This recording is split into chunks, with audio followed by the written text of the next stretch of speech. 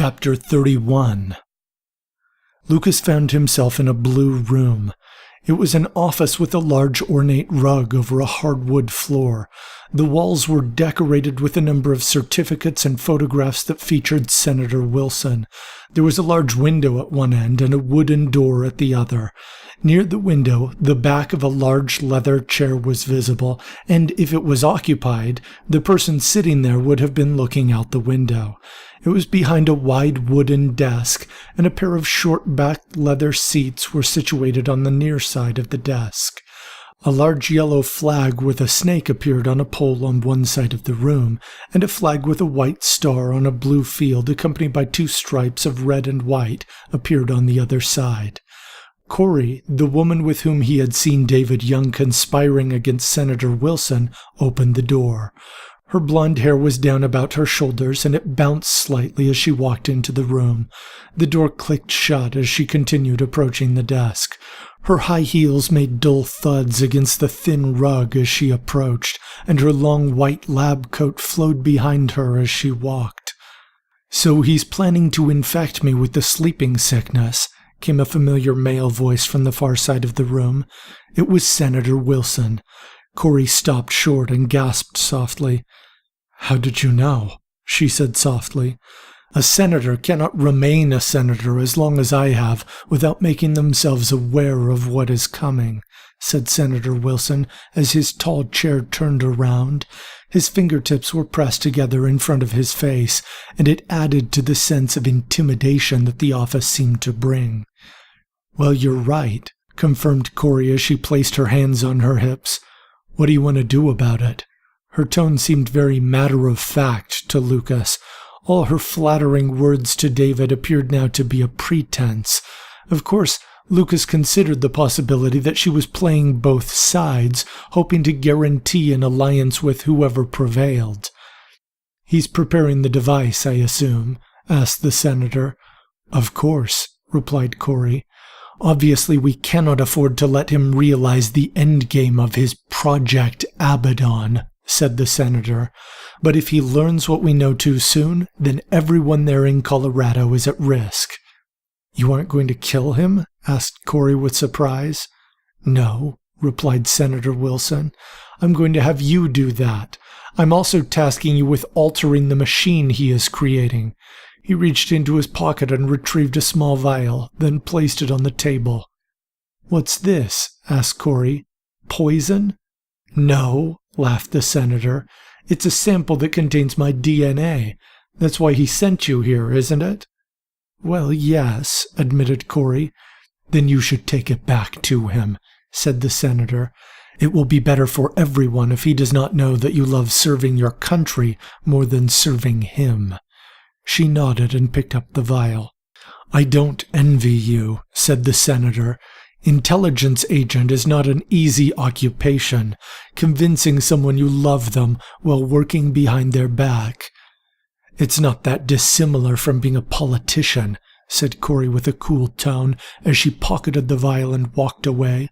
Senator Wilson laughed softly as Lucas's vision faded. Instead of waking up in a setting with natural color, Lucas found himself in a cave with the same familiar blue tint. He looked around and saw a huge number of beds with various tubes and wires connecting them. He recognized the place as the cave in which Abaddon had been born. David Young wheeled a bed into the chamber. The small horns on the top of his head seemed to fit well with the sadistic grin on his face. He finally let the bed rest, applied a foot brake to prevent it from rolling, and pulled the sheet down from over top of the head of the person on the bed. Lucas walked toward it and frowned as he recognized the occupant of the bed. It was Senator Jacob Wilson. His chest rose and fell, indicating he was still alive. Lucas watched as David Young attached several tubes to the bed. Suddenly a shot rang out. David and Lucas whirled around to see Corey Cooper holding a pistol toward David. A small puff of smoke dispersed from the end of the barrel. David looked down and saw a spot of blood on his chest, which was slowly expanding on the shirt he wore under his lab coat. "Corey," he said with a smile, "you were loyal to him." "Yes," admitted Corey, But I didn't want it to come to this." "It was always going to come to this," replied David. He coughed violently. "But I forgive you." "Oh, what?" stammered Corey in confusion. "After all," said David, "you are the mother of my son." Corey's eyes grew wide, and she held her hand over her abdomen. "No," she said. "It is the burden of destiny," said David. "My aspirations could never be realized, but I have set the stage for you and my son. Remember what I have given you. Teach him the true value of human life." "Shut up!" screamed Corey. She fired the pistol repeatedly until the magazine was empty, and then kept squeezing the trigger. David grew deathly still. Tears streamed down Corey's face as she rushed to the bed and manipulated several dials and valves attached to the tube on the senator's bed. She looked at the senator for several moments in silence, then back down at her stomach. Tears welled up again in her eyes, and she fled the cave. "And now you know how Daniel Young came to possess knowledge of this place," came a voice from behind Lucas. Lucas spun around to find the Archangel Michael behind him. "Michael," said Lucas in surprise. "Corey Cooper was pregnant," said Michael, "and she regretted killing David. She passed on the knowledge of Abaddon to her son. The secret was passed from generation to generation until Daniel Young received it." "It looks like the senator was too late to stop Abaddon," observed Lucas. "Or maybe he should not have trusted Corey Cooper." "It is difficult to know who can be trusted," said Michael. "And after Daniel Young, I would not think you need counsel on betrayers." Lucas turned back to find that Michael was gone. "Are you okay?" asked Sig as Lucas sat up. Lucas turned around to get his bearings. The blue tint that accompanied his visions was notably absent. He was conscious again. He was in a ransacked medical facility in an airport, and he was sitting up on a bed. There were drawers that were overturned and broken near the far wall, and the wiring behind where a large display would have been. Bent blinds hung in a window on the side and allowed some sunlight in the room. Outside the window, the airport control tower was visible. There were some chairs in the room near his bed with short backs and pastel orange vinyl upholstery. Sig stood between Lucas and an opened door. Lucas could make out a hallway beyond the room in the dim lighting that came from his window. Lucas rubbed his eyes and yawned. "I think so," he replied. Sig laughed. "Good," he said. "You passed out on the way north." "Sorry," he said. "I've had some odd visions." "What have you seen?" asked Sig. "They seem to involve a Federalist Senator, Jacob Wilson," said Lucas. Sig narrowed his eyes in thought. After a few moments he smiled. "Never heard of him," he said with a grin. Lucas smiled back. "He seemed to be involved with investigating the sleeping sickness, the setup involved in the transformation of Abaddon," said Lucas. "He was trying to stop them, but it seems like he was betrayed." "Well, I'm sure you've got a lot to think about," said Sig. "I'm not sure I will be much help with that, but I did find some crackers in a storage area that had not been looted." Sig reached into his coat and pulled out a handful of saltines from his pocket, then tossed them on top of Lucas. "Fantastic," said Lucas. "Thanks." Sig laughed in acknowledgement as he turned to walk out of the room. Stephanie came into the room and smiled as she saw Lucas stuffing a pair of crackers into his mouth. "Let me know if you need more," said Sig as he walked out the door. Stephanie was holding a pad of paper and a pen. She scribbled out a note. "Changed your mind about destiny," read the note. "Yes," said Lucas softly. "Even with the power of the divine keys, we haven't accomplished much more good in this time than we would have in our own. In fact, it feels like we've been less effective." He felt a bit uncomfortable having seen Stephanie in her underwear, so he focused on her pad of paper as he munched on another cracker. Stephanie scribbled another note. "I have seen a vision," said Stephanie's note, "that we are getting ready to go back to the cave." "Odd," said Lucas as a few bits of cracker flew out of his mouth and onto the bed. "We already did that. Aren't you supposed to be limited in seeing the future?" "Wait, are you saying—" Stephanie nodded as Lucas swallowed his bite. "You're saying that is in our future," said Lucas.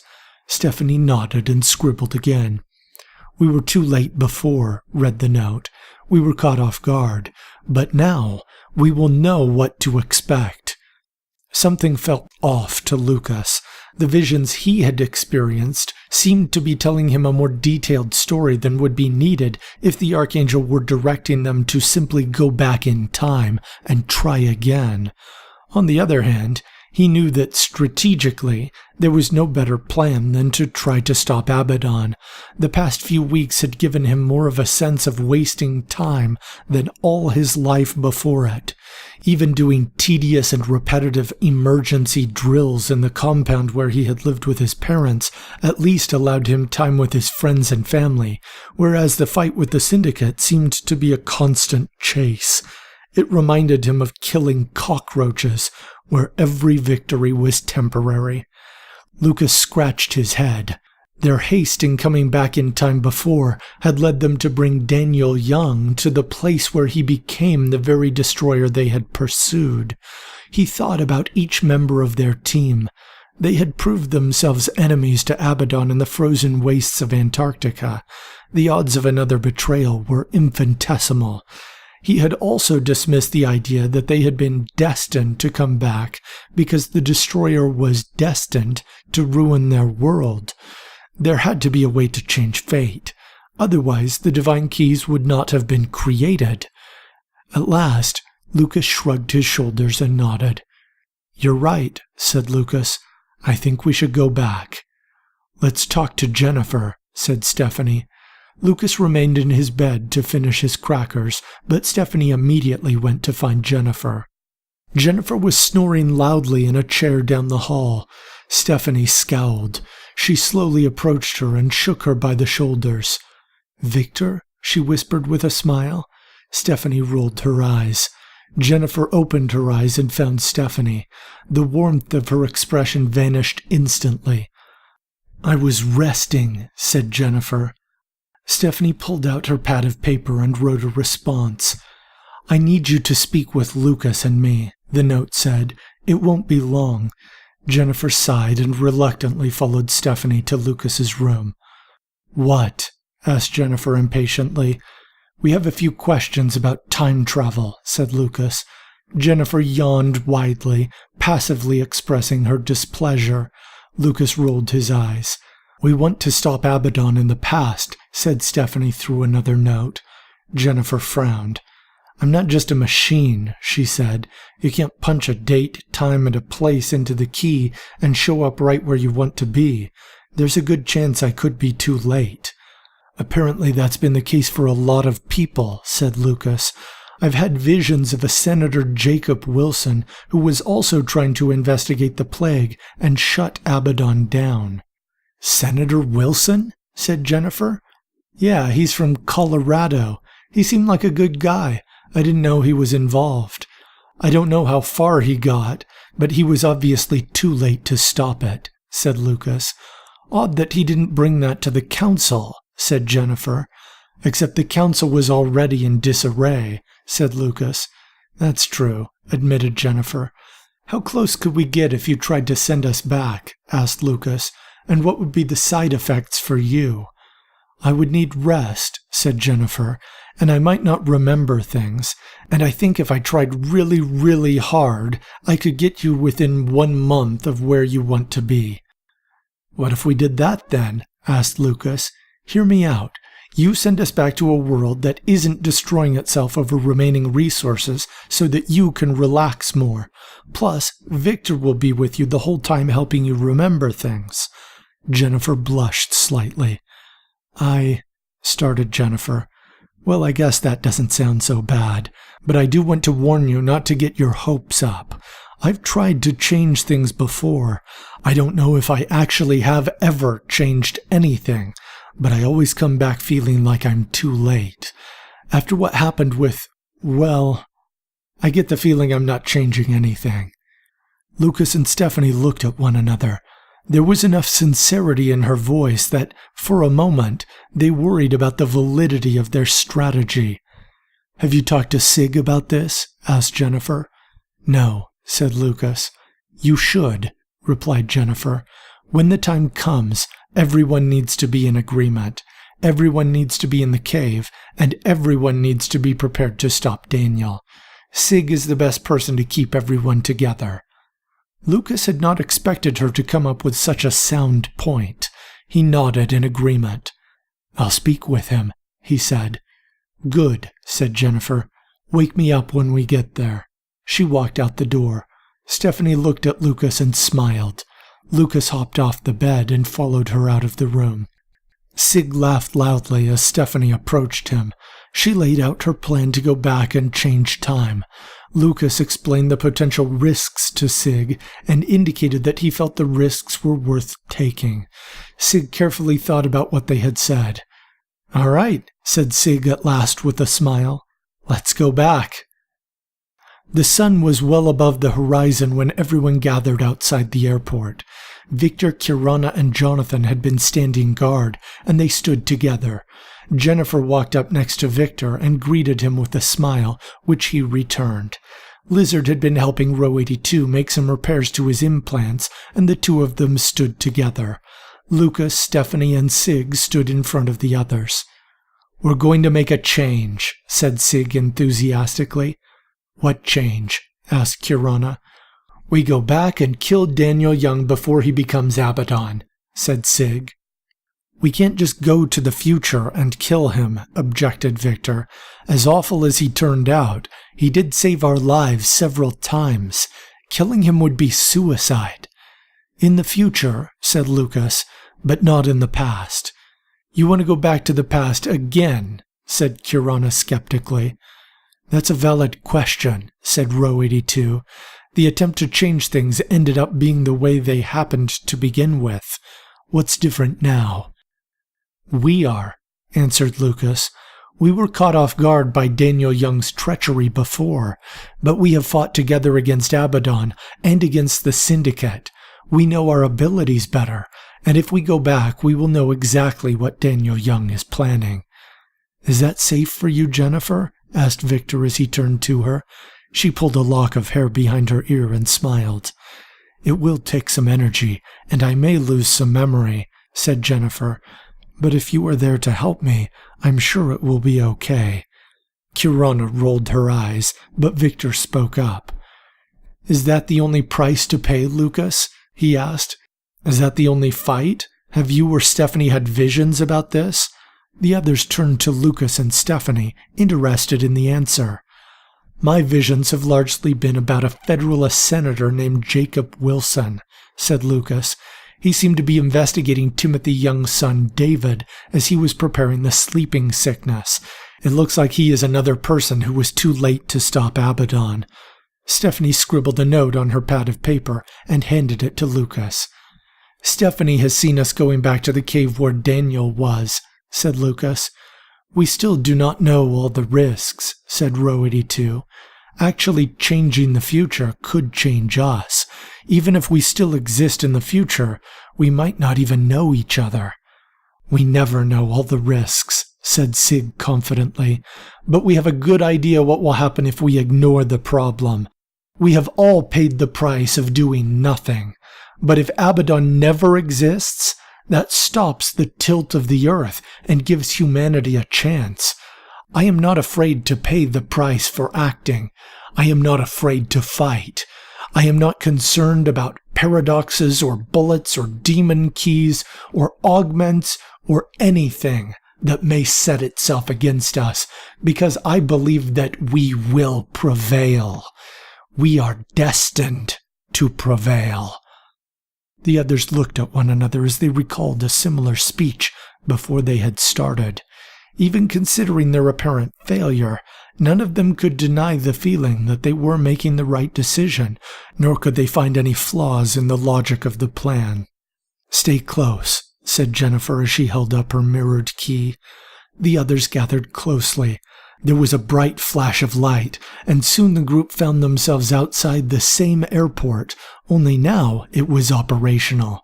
Small carts hauling luggage drove back and forth, and men in neon orange vests began motioning toward them. Jennifer slumped down, but Victor quickly caught her before she hit the ground. Airport security guards began moving toward them cautiously. "Stay put," one of the guards shouted. "We don't have time for this," said Kirana. She pulled out her sword. "That's not going to make things better," whispered Jonathan.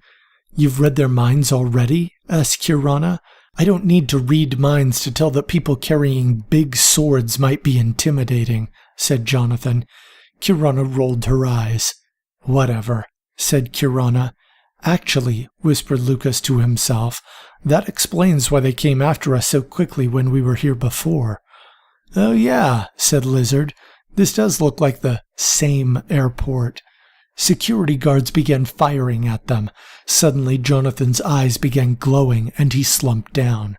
The guards suddenly began running away. "That's our opening," said Row 82. Sig picked up Jonathan as they began rushing outside. "We need a vehicle," said Lucas. "The shuttle's parked over there," said Row 82 as he pointed to a row of idling buses. The drivers noticed the group of armed key-bearers rushing toward them and abandoned their vehicles in fear. It was not long before they climbed on board as Row 82 leapt into the driver's seat. As soon as the doors were closed, he slammed on the accelerator and headed for the exit. "We've got police officers," shouted Lucas as the sound of sirens approached. They looked back and watched as a dozen large cars with red and blue flashing lights raced toward them. "Can't you go faster?" asked Kirana impatiently. "The accelerator is completely depressed," said Row 82 angrily. "I'm on it," said Lizard. A moment later, the sound of screeching brakes and crunching metal echoed across the road. Sig laughed as he watched Lizard appear and disappear from the inside of various police cars and twist the steering wheels, forcing the police cars to swerve into one another. A short time later, Lizard teleported back into the van as they left a pile of crashed vehicles. "Nice work," laughed Sig as they drove away. "Thanks," said Lizard. The mood lightened as soon as the sounds of the sirens faded away. For Sig, this meant a wide smile as he looked out the window at the blue sky. For Kirana, this meant the scowl left her face as she sat calmly next to Jonathan. Lucas and Row 82 seemed more relaxed. Victor was focused on keeping Jennifer comfortable as she was still unconscious. After another hour of travel, Row 82 pulled into a gas station.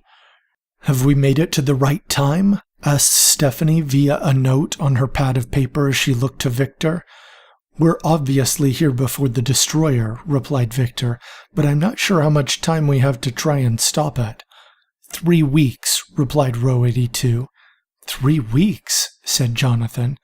The current date was on the arrival and departure boards at the airport, explained Row 82. None of the others had thought to look. "So we aren't really in a hurry if we have 3 weeks, right?" asked Lizard with air quotes. "I guess not," said Sig with a smile, "just as long as we are in the mountain cave before the full moon." "Hang on then," said Lizard. "Nobody move." Lizard teleported away.